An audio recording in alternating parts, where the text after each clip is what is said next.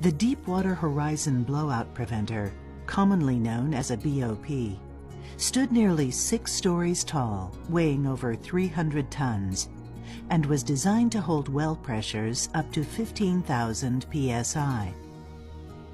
The Horizon BOP stack was manufactured by Cameron in 2001 and equipped with 2 annular BOPs, upper and lower, and 5 ram BOPs, consisting of a blind shear ram, a casing shear ram, 2 variable bore rams, and a test ram at the bottom, which was requested by BP to expedite pressure testing of the BOP.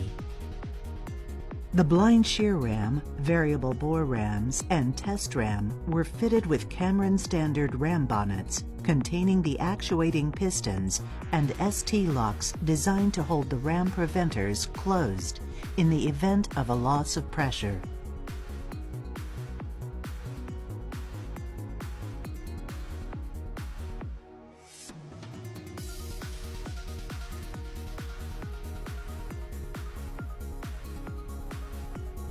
A 5.5-inch diameter drill pipe passed through the BOP on the day of the incident.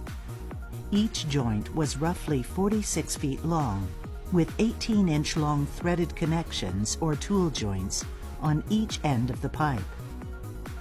A tool joint was intentionally positioned in the BOP to properly space the tubular section through the ram BOP during the well abandonment procedures. As well pressure pushed the drill pipe upward in the BOP, the drill pipe bowed. At roughly 9:43 p.m. local time, the crew of the Deepwater Horizon activated the upper annular, a steel-reinforced rubber donut device that squeezes tight around any pipe located in the BOP. The annular closed around the tool joint and drill pipe.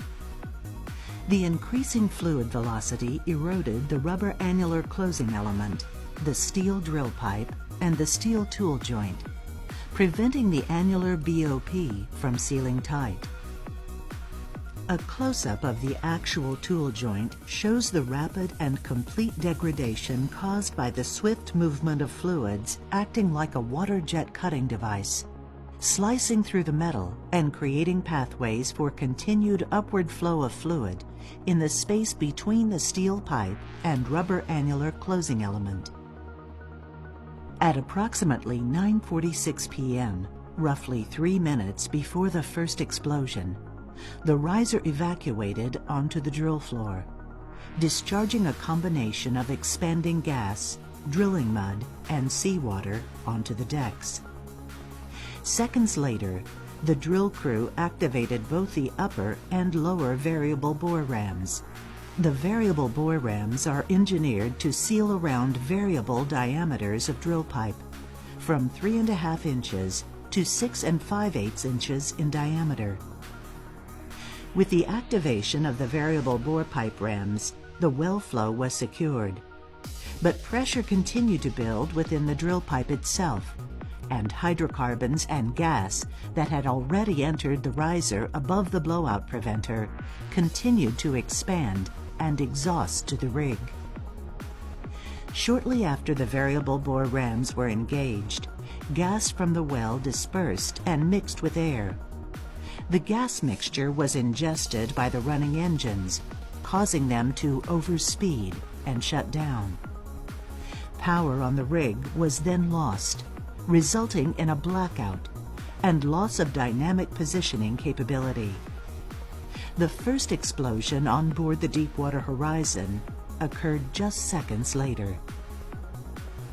As pressure increased, the drill pipe ruptured where the steel had been severely washed away and eroded.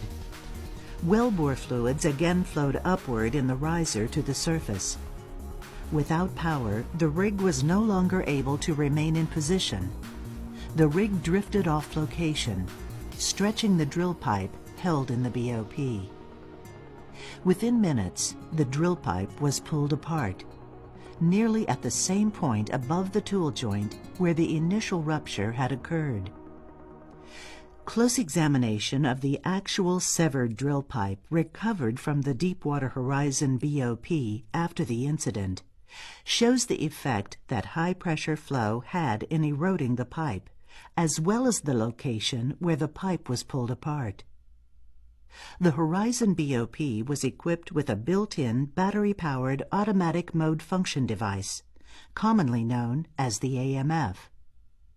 The purpose of the AMF is to activate the blind shear rams under a scenario in which hydraulic pressure and electric power are lost from the surface, such as a riser failure or other event where the BOP cannot be operated from the drilling rig.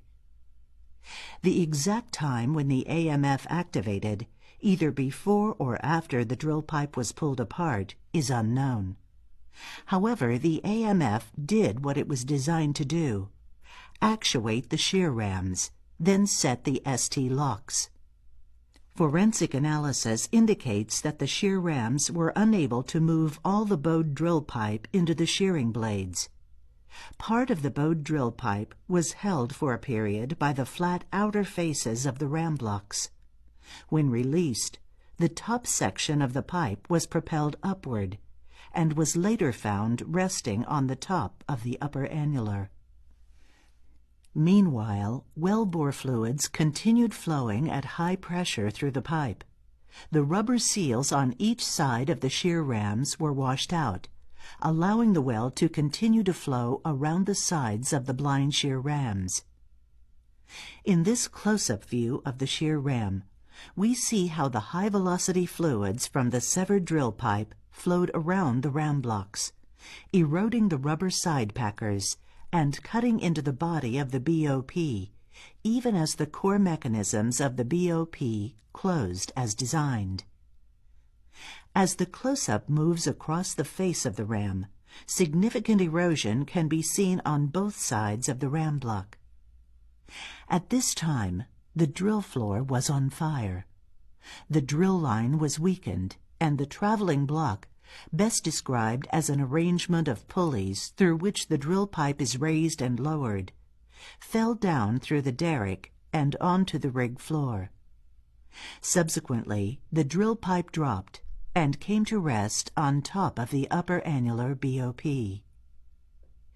Roughly 36 hours later, the Deepwater Horizon sank into the Gulf of Mexico, bending the riser on its way to the sea floor and kinking it just above the BOP.